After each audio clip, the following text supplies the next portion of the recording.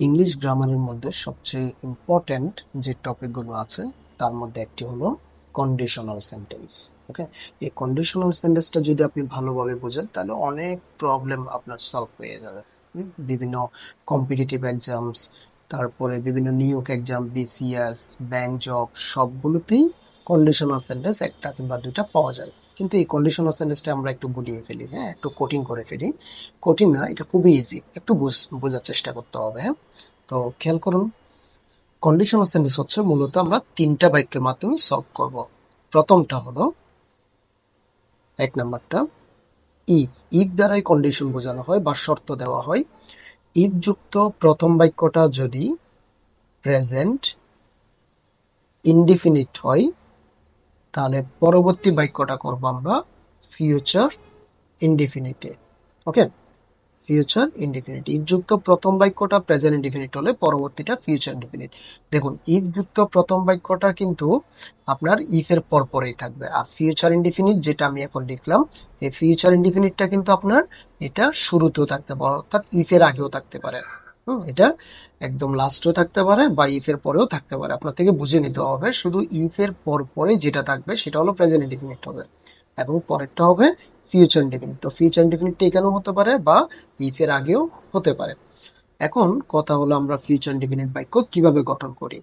আমি শ্যালের ব্যবহার খুব কমই করি, তাই আমরা উইল অর্থাৎ সাবজেক্টের পরে, উইলের পরে ভার্বের বেস ফর্ম, উইলের পরে ভার্বের বেস ফর্ম করলে সেটা হবে ফিউচার ইনডিফিনিট বাক্য।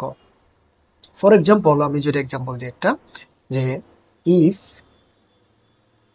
You come I will go. If you come I will go, অর্থাৎ তুমি আসলে আমি যাব। এটা আমরা ফিউচার ইনডেফিনিটেই করলাম, তৈরি করলাম। এখন আপনাকে কম্পিটিটিভ এক্সামগুলোতে গো দেওয়া থাকতে পারে, গোটার বিভিন্ন রূপ করে আপনি বসাবেন। তো আপনার অপশন হচ্ছে কি উইল গো। তারপরে দেখুন নাম্বার 2, ইফ যুক্ত প্রথম বাক্যটা যদি ফার্স্ট ইনডিফিনিট হয়, তাহলে পরবর্তী বাক্যটা হবে পাস্ট কন্ডিশন। পাস্ট কন্ডিশন হবে এটা। এখন পাস্ট কন্ডিশন বাক্য আমরা কিভাবে গঠন করি? আমরা তো ফার্স্ট টেন্স বা ফার্স্ট ইনডিফিনিট, ফার্স্ট কন্টিনিউয়াস এগুলো আমরা শুনলাম, কিন্তু ফার্স্ট কন্ডিশনটা কি? ফার্স্ট কন্ডিশন হচ্ছে সাবজেক্টের পরে অর্থ অনুযায়ী একটা কুড অথবা উড অথবা মাইট ইউজ করতে হবে। হ্যাঁ, মাইট ইউজ করতে হবে, এবং এরপরে ভার্বের বেস ফর্ম হবে কুড, উড, মাইট এবং ভার্বের বেস ফর্ম। তো কথা হলো আপনি কোন সময় কোনটা ইউজ করবেন। যদি পারা বোঝায় কোনো বাক্যে তাহলে কুড, সম্ভাবনা বুঝালে হবে মাইট, এবং পারা কিংবা সম্ভাবনা যদি আপনি বুঝতে না পারেন তাহলে আপনি উড ইউজ করবেন, এবং এরপরে ভার্বটা বেস ফর্মে থাকবে। তো আমরা একটা এক্সাম্পল করি। এক্সাম্পলটা হতে পারে, আমি দিলাম ইফ ইউ, আমি এই কামটাকে জাস্ট কেম করে দিলাম, তাহলে কেম করার কারণে এটা কি হলো? এটা ফার্স্ট ইনডিফিনিট হয়ে গেল। ইফ যুক্ত প্রথম বাক্যটা ফার্স্ট ইনডিফিনিট, তাহলে পরবর্তী বাক্যটা হবে আই, এখানে দিয়েছিলাম আমরা কি উইল গো। তো এখন হবে কি, আমাদের অপশন হচ্ছে উড, উড, মাইট, তাহলে আমরা এখন ইউজ করব would. I would go, I would go. অর্থাৎ এখানে অর্থ সত্য বোঝানো হচ্ছে যদি তুমি আসতে আমি যেতাম, যেতাম, যদি তুমি আসো নাই আমিও যাই নাই, এরকম এই বাক্যটা বোঝানো হচ্ছে। নেক্সট হচ্ছে 3 নম্বর, এটা হলো লাস্ট। ইফ যুক্ত প্রথম বাক্যটা যদি পাস্ট পারফেক্ট টেন্স হয়, তাহলে পরবর্তী বাক্যটা হবে পারফেক্ট কন্ডিশন। পারফেক্ট কন্ডিশন হবে এটা। ওকে, এখন পারফেক্ট কন্ডিশন বাক্য আমরা কিভাবে তৈরি করব? এগুলোর মধ্য থেকে অবশ্যই কুড, উড, মাইট এগুলো থাকবে, যে কোনো একটা অপশন ইউজ করতে হবে। উড, উড এবং মাইট, কুড, উড, মাইট।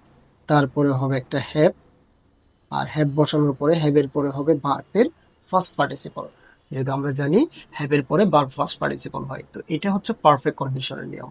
তো বাক্যটা আমি একটা এক্সাম্পলের সাহায্যে যদি বুঝাই, ধরেন আপনাকে দেওয়া হলো if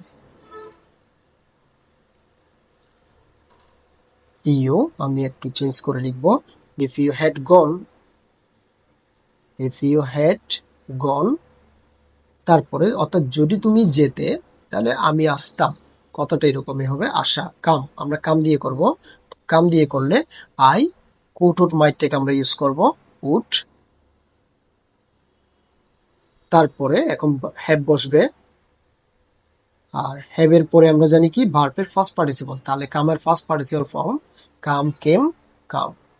okay, if you had gone I would have come. এখানে এটা যে ফার্স্ট পারফেক্ট টেন্সে আছে, আপনি কিভাবে বুঝবেন? ফার্স্ট পারফেক্ট টেন্স আমরা মূলত গঠন করে থাকি সাবজেক্টের পরে একটা হেড এবং হেডের পরে ভার্বের ফার্স্ট পার্টিসিপল।